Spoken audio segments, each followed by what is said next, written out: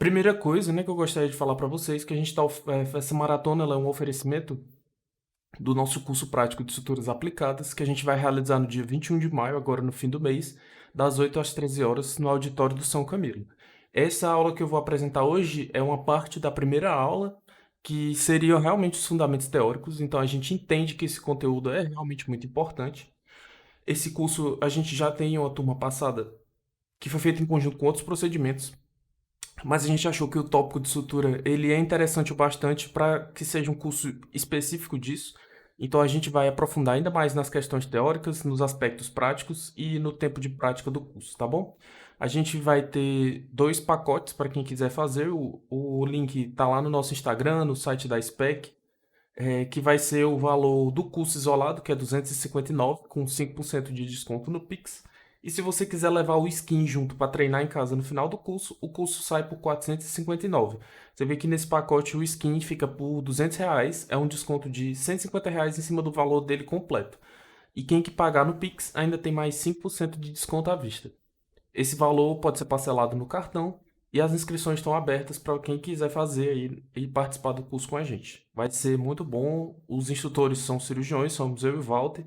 A turma é propositalmente pequena para que a gente possa dar o máximo de atenção possível para todo mundo que está treinando. Primeiramente, né, por que que a gente na SPEC a gente gosta de fazer esse treinamento com simulação? Porque o treinamento de simulação ele encurta a curva de aprendizado, ele permite que o aprendiz possa cometer erros e aprender com eles sem comprometer a segurança do paciente. Então você pode fazer 10, 20, 30, 50 pontos errados e você não vai ter uma deiscência de uma ferida no paciente, você não vai causar infecção de sítio cirúrgico e você não vai causar dano a ninguém. Você tem um ambiente seguro e supervisionado para aprender. E esse ambiente ele permite que você repita até que os movimentos estejam adequados. Porque como a gente gosta de falar, não adianta você repetir por repetir, né? Porque você pode repetir um vício, você pode repetir um movimento incorreto e você pode aprender da maneira errada. Então, se você ficar repetindo o erro várias vezes, você não vai aprender da maneira correta, mesmo trabalhando muito. Então, o nosso foco é o ensino supervisionado. Você treina com a gente, depois você leva o material para casa para repetir tudo aquilo que você aprendeu até que você absorva e que se sinta confortável de fazer isso na sua prática. Tem trabalhos já que mostram que o treinamento e a simulação são relevantes. Então, esse trabalho de 2018, ele mostra que o aprendizado, se você pegar a residência de primeiro e segundo ano, é semelhante, porque independente de você treinar em vivo ou em realidade virtual, tanto o menos experiente quanto o mais experiente, né, que foram os residentes avaliados, são capazes de aprender. E esse outro trabalho de 2014 já mostra que os simuladores são ferramentas efetivas para aquisição de habilidades complexas como suturas. Então, tem um embasamento científico em você é, treinar para operar, certo? Isso é uma coisa que dá resultado. E por que que a gente está montando esse curso, né? Esse trabalho aqui ele é de 2007, mas ele mostra uma coisa muito interessante. Ele pegou 29 residentes de cirurgias e ele propôs que esses residentes voluntariamente fossem para o laboratório de habilidades fazer um treinamento de 2 horas. Eles diziam assim, ó, dia tal tem um exercício, você não é obrigado a ir. Você chega lá a hora que você quiser, o dia que você quiser, e você faz o treinamento. Aí eles passaram 3 meses com essa oportunidade da pessoa ir lá fazer a hora que quisesse. De maneira totalmente livre e voluntária. Aí eles anotaram os resultados. 33% dos residentes foram apenas uma vez em 3 meses. E apenas 14% dos residentes utilizaram o simulador mais de 3 vezes em 3 meses. O que significa isso? Que se você deixar uma coisa muito aberta para fazer um treinamento, ninguém vai fazer que preste. Porque a gente é realmente muito ocupado, a medicina toma muito seu tempo, você gasta muita energia nas suas atividades do seu dia a dia, então dificilmente, se você não tiver aquele empurrãozinho de querer fazer um curso, você vai. Deixa eu só aceitar alguém aqui que entrou. Boa noite. Vamos continuar. Dificilmente, se você tiver essa oportunidade assim solta, você vai efetuar o tratamento, né? Então ele concluiu que o tratamento voluntário levou a uma participação mínima e que o treinamento, para ele ser efetivo, ele teria que ser organizado. Então você teria que propor um módulo ou um curso e onde você pudesse fazer um evento em que a pessoa direcionasse a atenção dela para aquilo. Então, essa é a nossa ideia de agrupar esses conhecimentos de sutura na forma de um curso, né? Em que você teria aquele momento dedicado para fazer isso. E depois ficaria até mais fácil de você fazer um programa de treinamento, de fazer esses treinos em casa e tudo. Mas sempre partindo de um programa organizado. Para falar agora das suturas, a primeira coisa que eu trouxe para nossa aula, o primeiro conceito teórico é a pele, né? A pele ela é a nossa interface de contato com o mundo externo. As suas funções são proteção contra traumas e patógenos, controle da temperatura corporal através da transferência de calor das glândulas sudoríparas e apreciação sensitiva do toque e às vezes da dor, do calor e do frio, né? Ela é composta por camadas. Então nós temos a primeira camada que é a epiderme, que é a casquinha que você puxa aqui da pele, que tem até 1 milímetro de espessura. Ela é composta pela camada basal e os queratinócitos, né? A derme, ela é a camada logo abaixo. Ela contém os vasos sanguíneos, os receptores nervosos e as demais estruturas.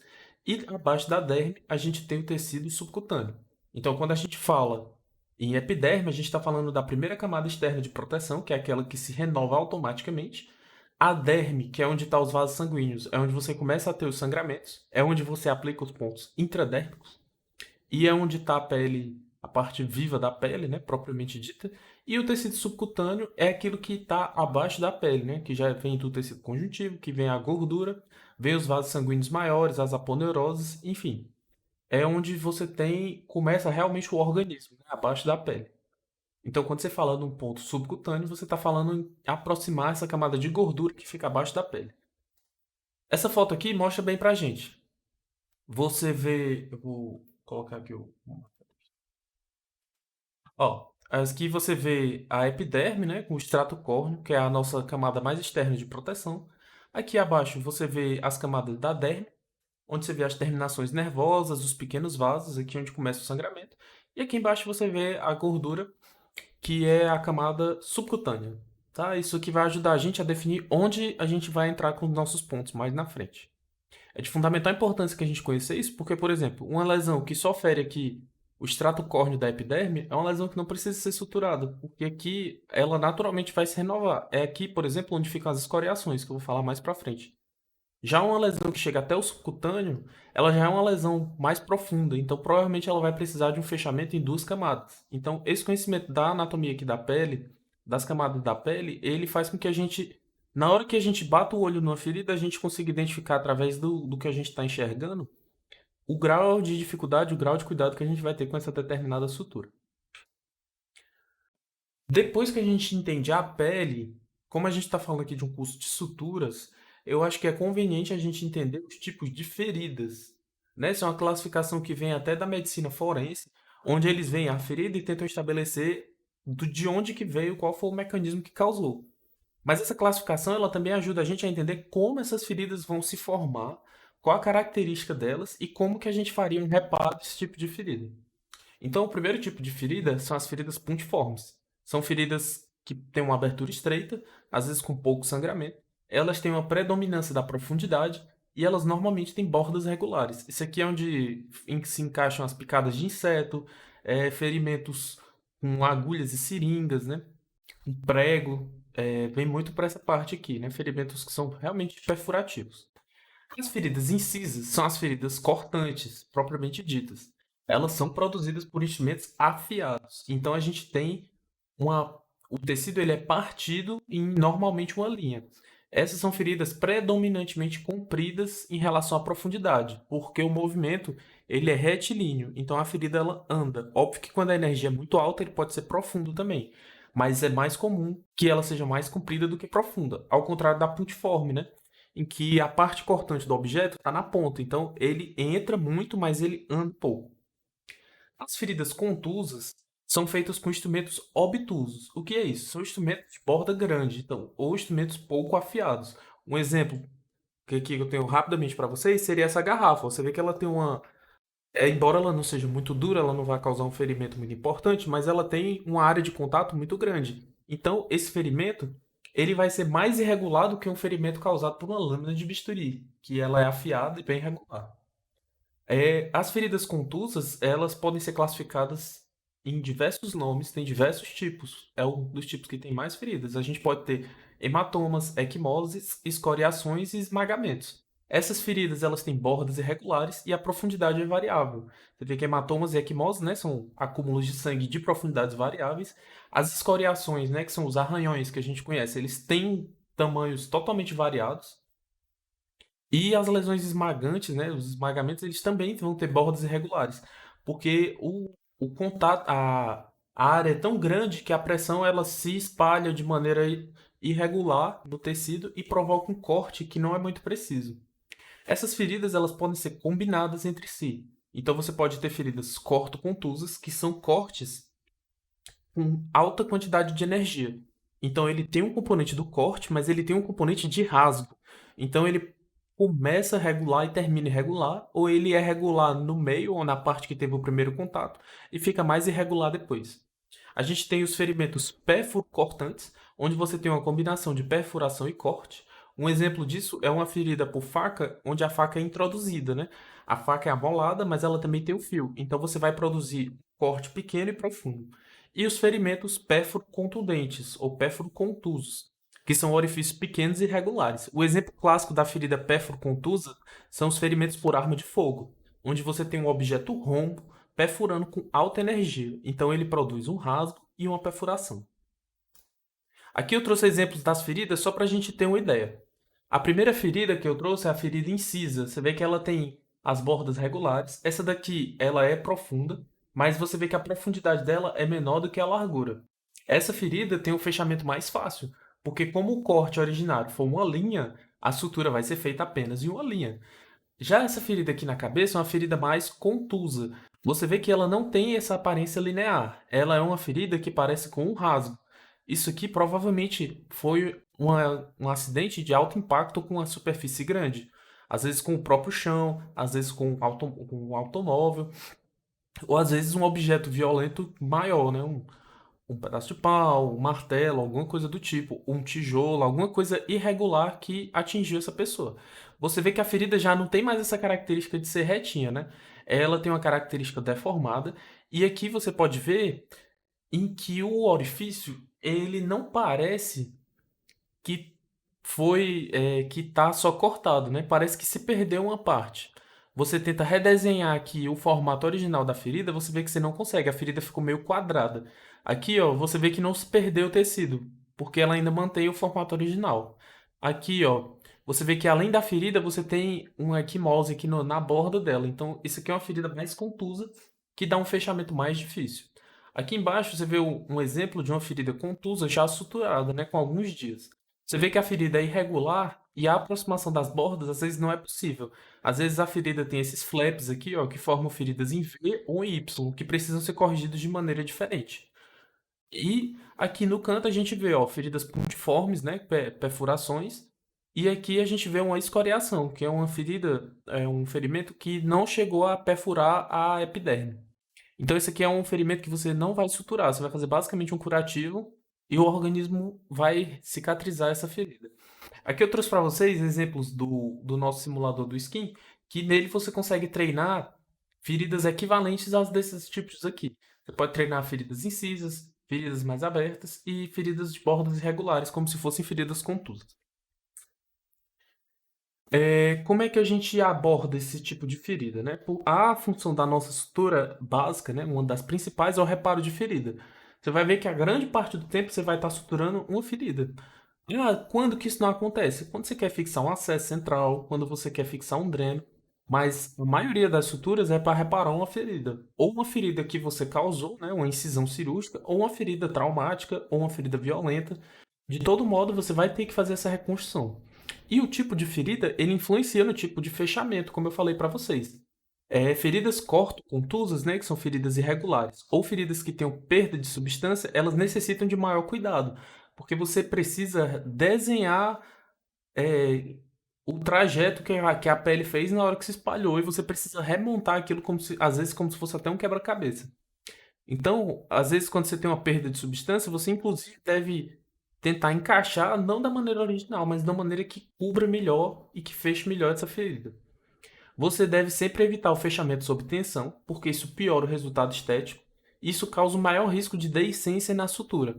O nosso organismo, ele cicatriza na calma. Se você deixar uma ferida muito esticada e ela ficar fazendo uma força para tentar reabrir, o organismo não consegue manter essa ferida fechada. A cicatriz ela vai ter uma deiscência e vai ficar larga, porque o organismo vai preferir deixar essa ferida abrir e cicatrizar de baixo para cima. Já nas feridas mais retilíneas, né, nas feridas mais cortantes, a borda já fica mais próxima uma da outra, então o risco de deiscência é menor. Vou aceitar mais uma pessoa aqui, um minutinho. Deixa eu só voltar aqui para a aula. Pronto. E falando um pouco da cicatrização, né? Agora que a gente já entende a nossa pele, já entende os tipos de ferida, a cicatrização ela é um processo de evolução gradual das feridas. A gente tem o primeiro processo, que é a hemostasia, é a aderência plaquetária. A gente tem a liberação de substâncias, né, como bradicinina. A gente tem fenômeno de vasodilatação e aumento da permeabilidade vascular, que aumentam a saída de células inflamatórias que vão secretar fatores de crescimento e vão atrair fibroblastos queratinócitos. Isso vai formar uma matriz extracelular temporária, formada pelas células que vieram da corrente sanguínea, e depois de um tempo a gente vai ter a migração das células da camada basal e a epitelização dessa ferida. O último momento é a remodelação, que é quando essa ferida ela vai assumir o aspecto de uma cicatriz duradoura. Então a gente tem, primeiramente, né, a resposta da cicatrização, a hemostasia. Aí depois a gente tem a inflamação e a quimotaxia, que vai causar a mobilização de células. Depois a gente tem a regeneração do tecido conectivo. A gente vai ter a migração de células epiteliais, a proliferação de novas células e a maturação de novas células. E por último, a gente vai ter a contração da ferida. A gente vai ter a maturação e a remodelação, né? Que a gente vai ter a contração, o clareamento e a remodelação possível. Mostrando aqui na foto para vocês, quando você tem um ferimento, você tem ruptura de vasos, você vai ter sangramento. Esse sangue, através das plaquetas, vai formar um coágulo e você vai obter a hemostasia, que é o primeiro passo da ferida, né? Ela é hemostasia. Depois as células e os macrófagos eles vão sair aqui, vão depois passar, vai sair os fibroblastos, aí você vai começar a formar uma área de cicatriz. Tá vendo aqui com fibroblastos? Eles vão se proliferar e vão ocupar o espaço daquele ferimento. Aí é aquela hora que forma a casquinha da ferida e que ela ainda fica com as bordas avermelhadas e doloridas. Depois, a gente vai, quando completar o processo de cicatrização, a gente vai ter a remodelação. O fibroblasto vai virar fibrócito e a gente vai ter uma nova conformação do tecido. Esse é o nosso processo natural de cicatrização. Quando a gente vai abordar uma ferida, a gente entende que o organismo vai tentar fazer isso daqui. Aí a gente deve planejar qual o melhor meio de deixar o organismo trabalhar. Então, na cirurgia, a gente costuma entender que a ferida a gente deixa ela cicatrizar de três maneiras. A cicatrização primária, ou de primeira intenção, a de segunda intenção e a de terceira intenção, que é o fechamento tardio. Como é que a gente planeja isso daqui? Uma ferida limpa, de pouco tempo, que não esteja com sinais de infecção, você pode fazer o fechamento primário. O que é isso? Você causa o dano, ou você vê o dano causado, e logo, quando você aborda, você faz o fechamento com suturas. Você fecha por camadas, fecha o subcutâneo, fecha a derme, e faz a recuperação. E você ajuda o organismo a diminuir o espaço que ele vai ter que cicatrizar. Então você produz uma cicatriz fina e retilínea. Esse aqui é o que traz o melhor resultado estético. Mas nem sempre ele traz o melhor resultado infeccioso. Porque se você tiver sinais de infecção, essa ferida pode formar secreção aqui dentro. E essa secreção infeccionar e formar um abscesso e você ter a deiscência da ferida. Então, quando você vê uma ferida muito infectada, ou você vê uma ferida com contaminação grosseira, ou uma ferida de vários dias, você vê que esse processo aqui já começou a acontecer, às vezes você não consegue fazer o fechamento primário. Então você tenta fazer o fechamento secundário. E o que é esse fechamento secundário? É você deixar que o organismo, por conta própria, faça a cicatrização dessa ferida. Então, você vai deixar nas mãos do organismo fazer a aproximação das bordas e o crescimento de um novo tecido. Nesse caso, você vai formar uma cicatriz larga, né? Que é a cicatriz de uma ferida maior. E o fechamento por terceira intenção também é chamado de fechamento primário tardio. O que você faz aqui? Você começa deixando a ferida aberta, aí você espera que o organismo inicie o processo de cicatrização, e depois que o organismo iniciar o processo de cicatrização, resolver o quadro infeccioso, não tiver mais secreção purulenta, você faz uma aproximação das bordas com uma sutura, na intenção de diminuir a cicatriz e melhorar o resultado estético e reduzir o tempo de cicatrização. Porque para o organismo preencher um espaço muito grande, é mais demorado, porque tem que ir célula a célula. Se você aproximar esse tecido com uma sutura e você deixar um tecido mais próximo do outro, você vai ajudar o organismo a cicatrizar. Então você vai ficar com uma ferida intermediária, mas que demora menos tempo do que uma ferida de fechamento secundário. O fechamento primário, né, que são as suturas, são o alvo do treinamento no skin, né? O nosso fechamento primário ele tem como função evitar a infecção de ferida, né? Se eu pegar uma ferida que não está contaminada e deixar ela aberta, ela vai contaminar com o tempo. Ele ajuda a promover a hemostasia, porque tem tipos de sutura que são hemostáticos, que eles ajudam a coaptar, a fechar, a coaptar a pele e a obliterar a luz dos vasos que estão abertos em um determinado ferimento. Encurta o tempo de cicatrização, como eu já disse para vocês, e favorece um resultado estético melhor. Para fazer a nossa sutura, a gente vai precisar dos EPIs, do material de antisepsia, de um fio com agulha, porta-agulha e pinças, uma tesoura, né, para cortar os pontos, e no final material para curativo, né, que a gente vai proteger a nossa ferida do ambiente externo. E os momentos, né, você vai fazer a montagem correta da agulha, você vai identificar os planos no tecido que você quer, você vai passar o ponto, recuperar a agulha, passar do outro lado, né, ou às vezes você passa os dois lados de uma vez só e vai confeccionar um nó para terminar essa sua sutura. Esses são os tempos do fechamento primário. Um outro exemplo aqui que a gente traz são as suturas subcutâneas, que elas têm aquela função de ajudar no fechamento em camadas. Elas promovem a coaptação do tecido subcutâneo. Isso melhora o resultado estético. Por quê? Como eu disse para vocês, a pele nossa, ela não cicatriza sob tensão. Então, a parte que vai ficar visível, se você conseguir deixar ela sem tensão, você vai ter um resultado estético melhor. Lá dentro, na gordura, como você não vai ver, você pode é, fazer uma sutura que aproxime melhor esse tecido e com um fio de maior duração. Aí esse fio e essa sutura mais profunda que vão segurar a tensão da tua ferida. Então tu deixa a borda mais aproximada, ó, como vocês podem ver nessa foto aqui, e a sutura aqui vai ficar muito mais fácil, porque esse tecido já está bem pertinho do outro.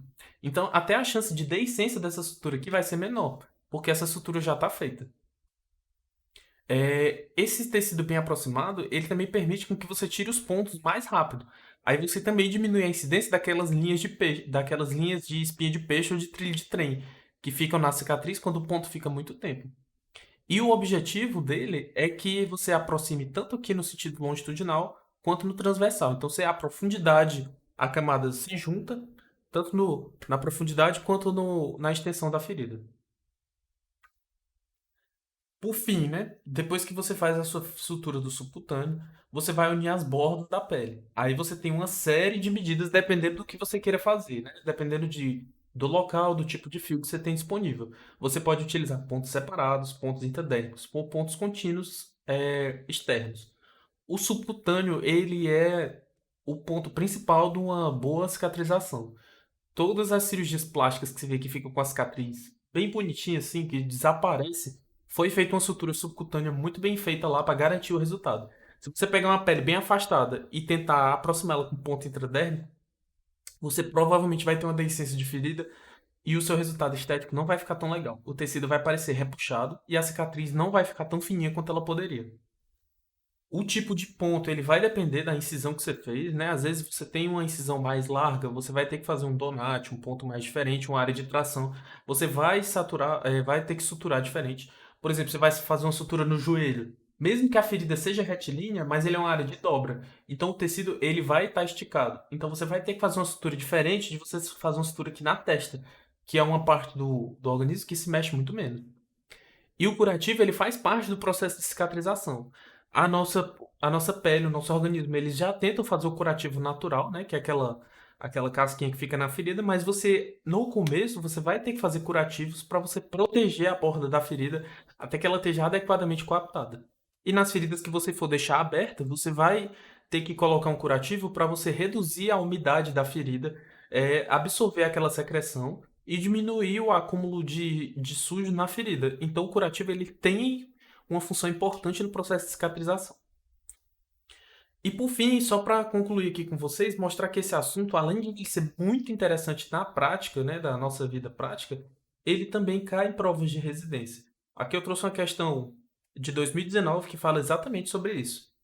Ó, de acordo com os tipos de cicatrização, aquela que o ferimento é deixado aberto para cicatrização espontânea é definido como cicatrização por primeira intenção, cicatrização por segunda intenção, cicatrização por terceira intenção ou nenhuma das anteriores. Aqui eu vou mostrar para vocês.